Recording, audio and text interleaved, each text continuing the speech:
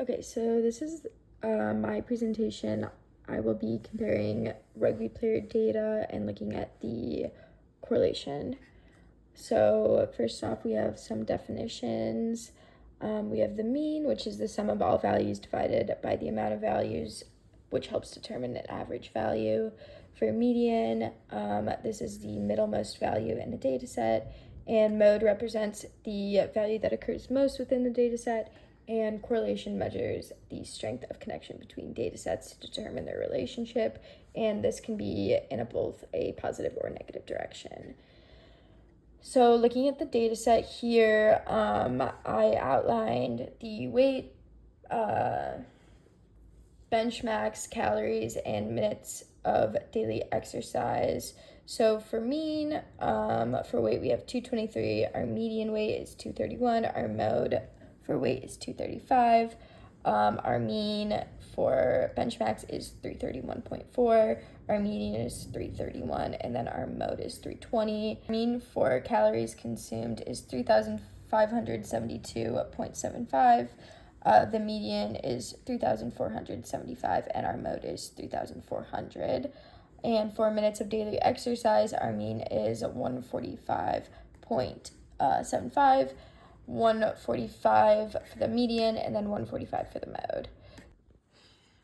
Okay, so our first point of data is body weight versus 1 rep bench max, and the data points are outlined in our scatter plot to represent our correlation coefficient, which comes out to 0.5. This determines a moderate relationship between body weight and 1 rep bench max for the rugby players.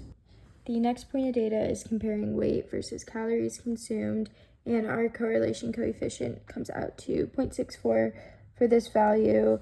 This correlation coefficient determines a moderate relationship between weight and calories consumed. Next up, we have body weight versus minutes of exercise. Our correlation coefficient comes out to 0.24 for this point of data, which represents a weak correlation between body weight and minutes of exercise. Okay, the next point of data is our max bench versus calories consumed. The correlation coefficient for these 2 points comes out to 0.50. The relationship between these is of moderate strength. The next point is our max bench versus minutes of exercise. Our correlation coefficient between this comes out to 0.23. This represents a weak correlation between the two values. Our last comparison is between calories consumed and minutes of exercise.